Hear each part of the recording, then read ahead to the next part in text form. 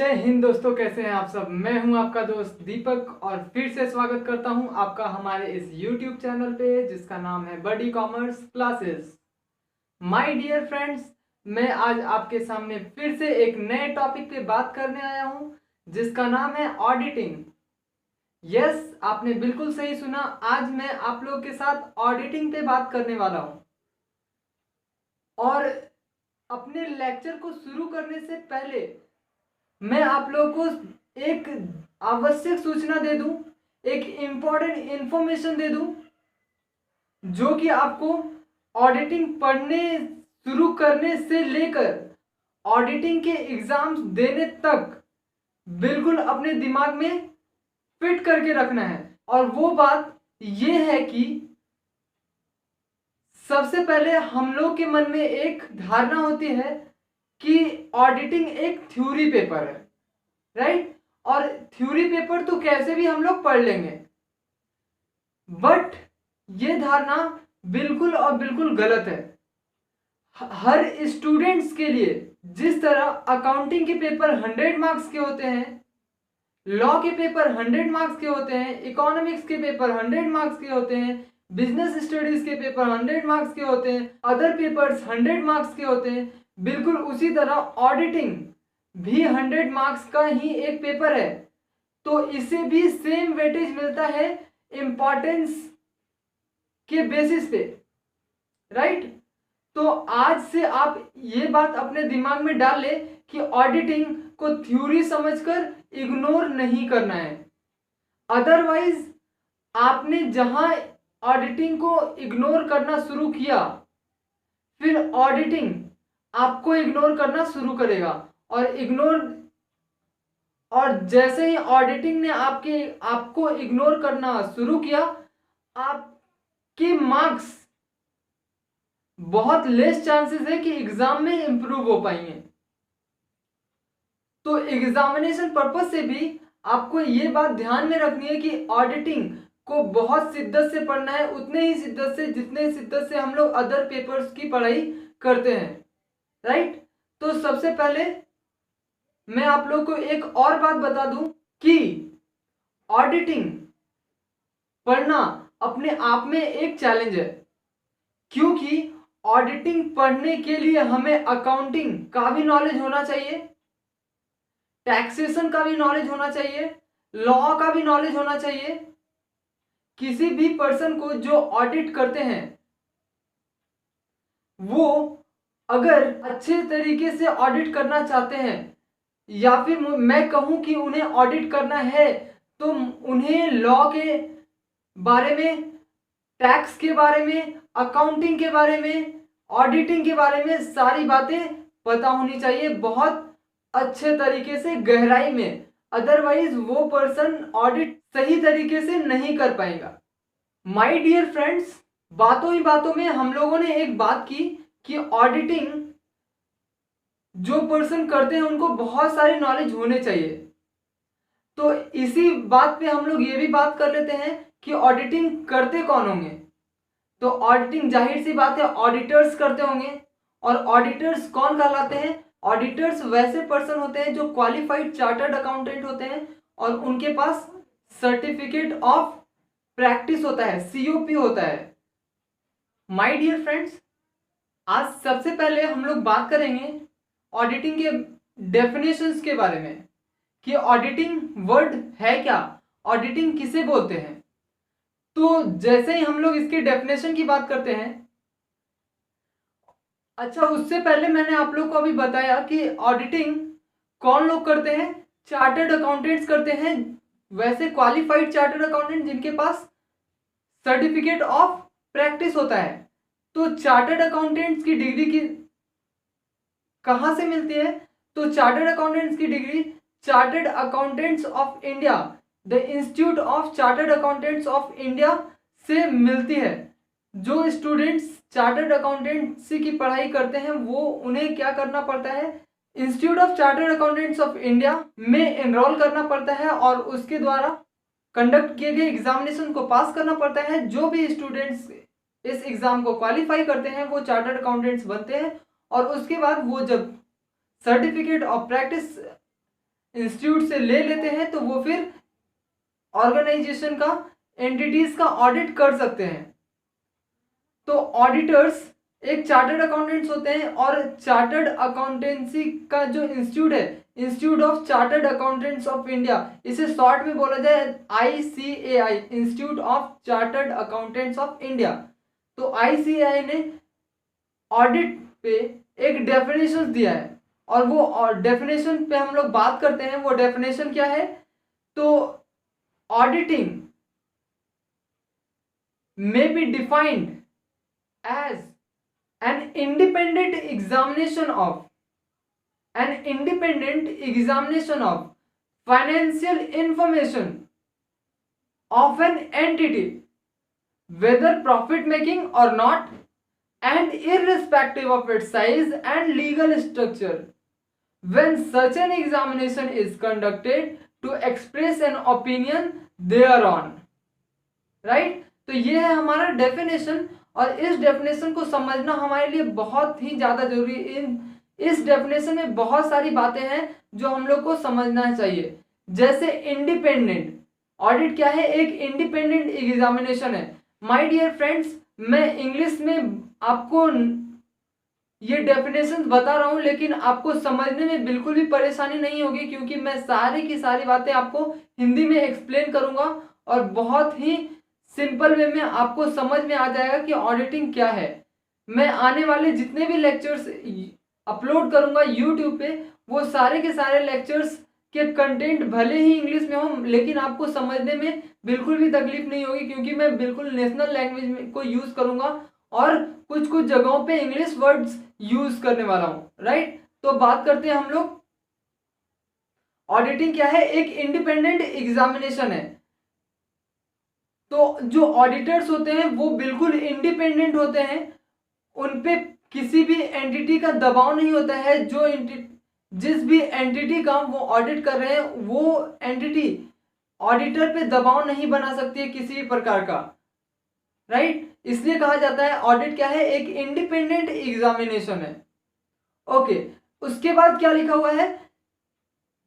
Of an entity of financial information of an entity. तो audit क्या है? एक इंडिपेंडेंट एग्जामिनेशन है किसका? किसी फाइनेंशियल इंफॉर्मेशन का, उस किसी पार्टिकुलर एंटिटी का, राइट? तो किसी एंटिटी के फाइनेंशियल इंफॉर्मेशन का इंडिपेंडेंट एग्जामिनेशन क्या है? ऑडिट है। अब वो एंटिटी कैसा हो सकता है? प्रॉफिट मेकिंग भी हो सकता है और नॉन प्रॉफिट मेकिंग भी हो सकता है। लिखा हुआ है ना, वेदर प्रॉफिट मेकिंग और नॉट।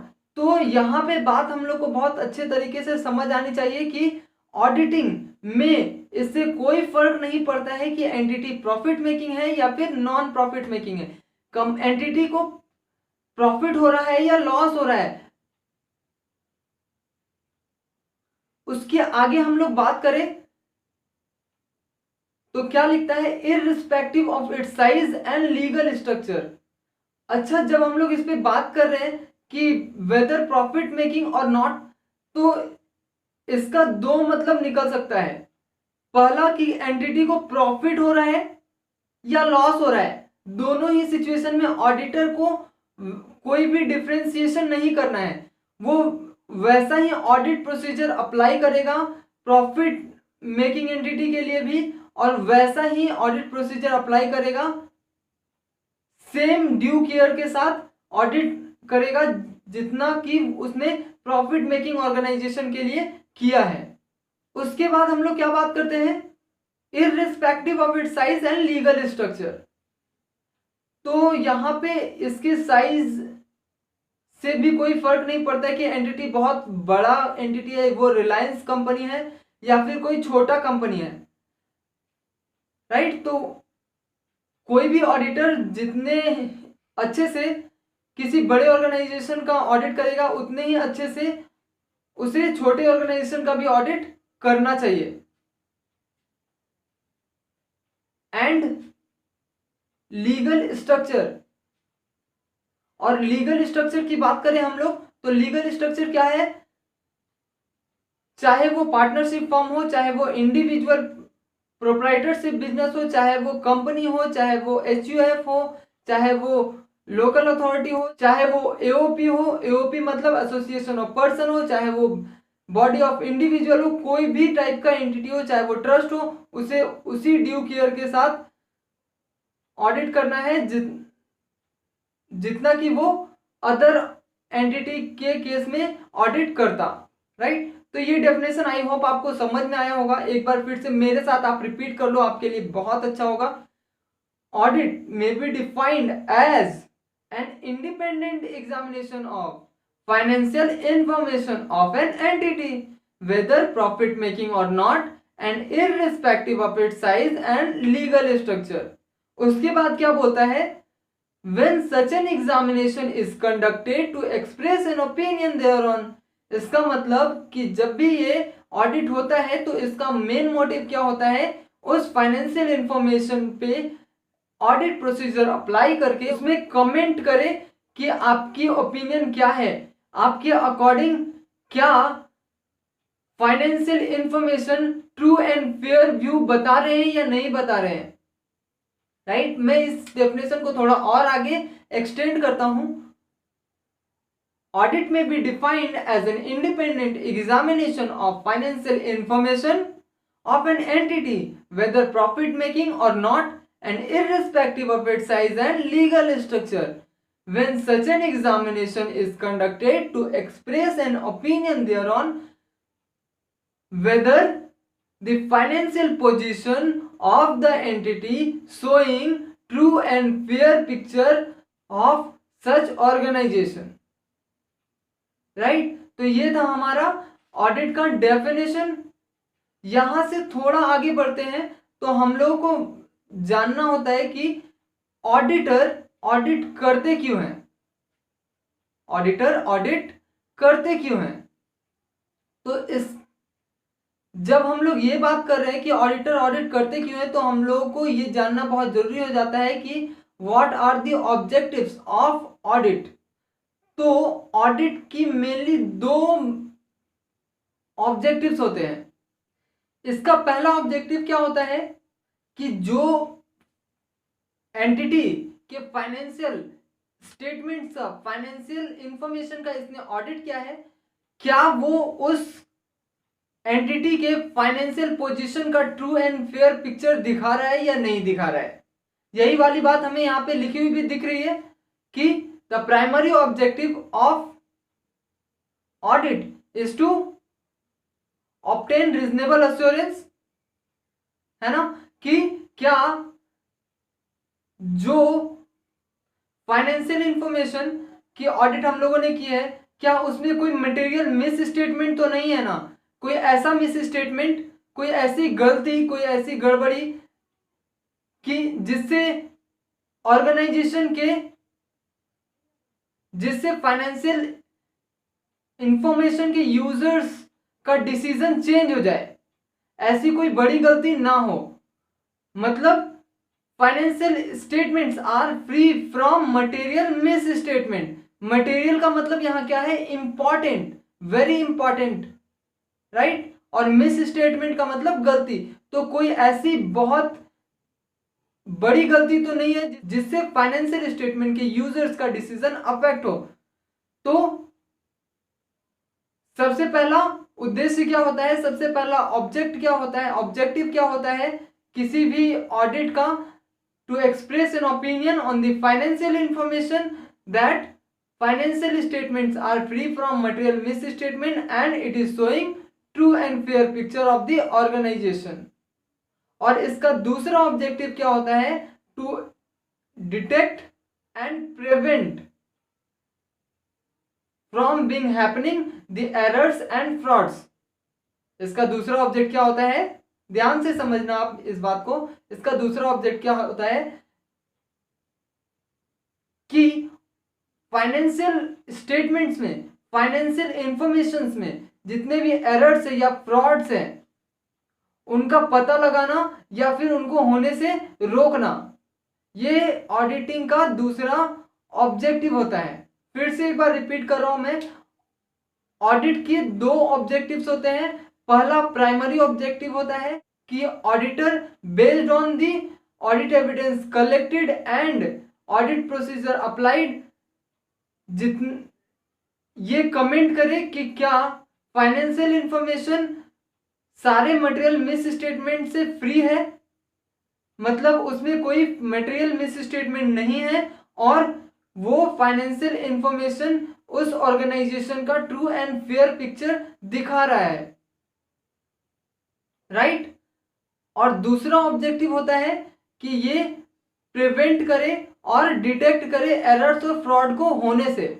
अभी के लिए बस इतना ही। आप लोग इस चैनल से जुड़े रहें और अपने फेलो फ्रेंड्स के साथ भी इसे शेयर करें, और मैं बहुत जल्दी ऑडिट पे और भी लेक्चर्स आपके साथ शेयर करूंगा। आई होप आज के कॉन्सेप्ट आपको समझ में आए होंगे, और अगर इससे रिलेटेड कोई क्वेरी हो तो मुझे कमेंट सेक्शन में बताएं कि आपकी क्वेरीज क्या है। मैं अपने अगले वीडियो में इसे सॉल्व कर दूंगा। तब तक के लिए स्टे कनेक्टेड। जय हिंद।